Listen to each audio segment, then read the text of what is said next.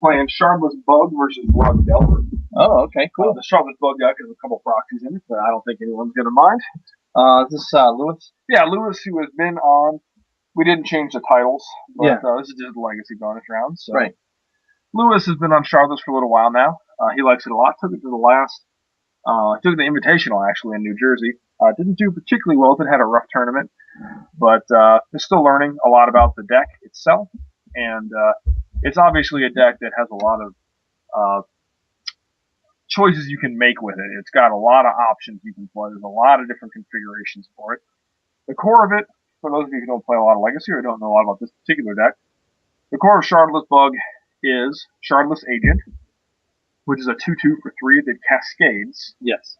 And then you just play a bunch of fun things to cascade into. What could be fun to cascade? Ancestral Visions is the primary thing you want to cascade into, and just draw 3 cards. Yeah. And now, amazing. what that means is you have a Gray Ogre that just drew you 3 cards, right? So you're still. It's not a deck that has a lot of big blowouts. You have to grind a lot of incremental advantage. Mm-hmm. You want to get up a lot of cards. You play with cards like Hymn to Torok, Ancestral Visions, Shardless Agent itself, Brainstorm, all these ways to just get up cards to allow the fact that you're playing cards like Force of Will, Abrupt Decay, a lot of 1-for-1 removal. Yep. And then you're going to win with, some people like to win with Creeping Tar Pit, some like to win with Jace the Mind Sculptor Ultimates. You also play Tarmogoyfs to beat down with, if you can just get ahead on cards enough to just overwhelm your opponent's ground-based defenses. So he'll be playing against Jacob, our operator, who is a proponent of a couple of different decks in Legacy. His current love is Rug Delver. Yes. A very stock build of Rug Delver, the tempo deck that plays a bunch of really good 1-drops. And then a lot of ways to attack your opponent's ability to develop their game. So you stifle their fetch land activation, you wasteland their dual land, and then you daze their spell, all while you're attacking for Nimble Mongooses on the ground, for your Shroud 1/1 that can become a 3/3, your Tarmogoyfs, or the namesake of the deck, your Delvers in the air. So a tempo strategy, which generally means you want to take better turns than your opponent. And that often means playing one threat early and riding it all the way to victory. So we see a Deathrite Shaman Legacy powerhouse, banned in Modern, come down from Lewis and get dazed. Yes. One of the core cards of the Rug Delver strategy. It is a dazed wasteland strategy. So you really constrict your opponent's mana and their ability to develop their game. Yeah, who knew that a 1/1 that turns into a 3/2 at common would be Legacy playable? Not only Legacy playable, but format defining. Yes. So it was Jacob, an oops card. Yes, and Lewis indicated that as a proxy.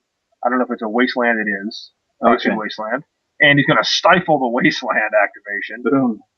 Stifle, reprint, and conspiracy. Yeah, good magic card. One of the cards that is good against Rug Delver is Deathrite Shaman, because that's why it was dazed. It helps fight against all this mana denial. Mm-hmm. Now, what Jacob doesn't have here, that he wants very badly, is a cheap threat. Rug Delver is very bad at playing from behind. Historically, it's been very bad against decks like Goblins, or Elves, which just play a bunch of guys on the board, and then you're like, what are you going to do? You have 4 lightning bolts in your deck. Like, what are you going to do? So their goal is to never get behind. Right. They daze everything, they stifle everything, they wasteland everything, they force of will everything. But what you want to be doing is attacking for 3 while that's happening. Jacob in the tank. Got a Brainstorm. Just pondered. He's going to waste back. And this is that classic Legacy experience, right? Where you come in and like it's turn 9 and there's 2 permanents in play. Right. And there's like 16 cards in each player's graveyard. Yeah, that's Legacy. A Misty Rainforest from Lewis. Gonna fetch up some combination of either blue and or green. It's like, Underground Sea. Good call. Underground Sea is a good one. It's really a blue-black deck. The green is a pretty light splash. It's pretty much a blue-black control deck. The Tarmogoyf and Shardless Agent is your only green spell. It's a Liliana the Veil, Jace the Mind Sculptor type deck. Now we see Ancestral Vision just get suspended. And this is something that Shardless Bug deck can do in slower matchups, it's actually really powerful. If you know it's going to come off suspend, great. You play out all your cards, and then you just refill while your opponent has nothing left. The problem, of course, against Rug is it can not only be dazed, but also stifled. Yes. And for those tuning in, we are under Legacy bonus coverage. Jacob Ross, our moderator, on the left, and Lewis Brook, who in Standard is playing a black-white mid-range pack rat type deck. They're both throwing down some Legacy right now while we wait for round 4 of Standard to be paired. Double Delver. Yes. Now, one of the things I like about we really brought the bug strategies, which were a big deal several years ago in Legacy. In fact, Him the Torok, one of the format-defining cards from a couple years ago that sees almost no play now.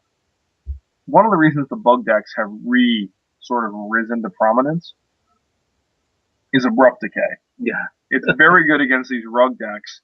They can answer all of their threats except for Nimble Mongoose without fear of your opponent's counterspell. So we're going to see a go spinning.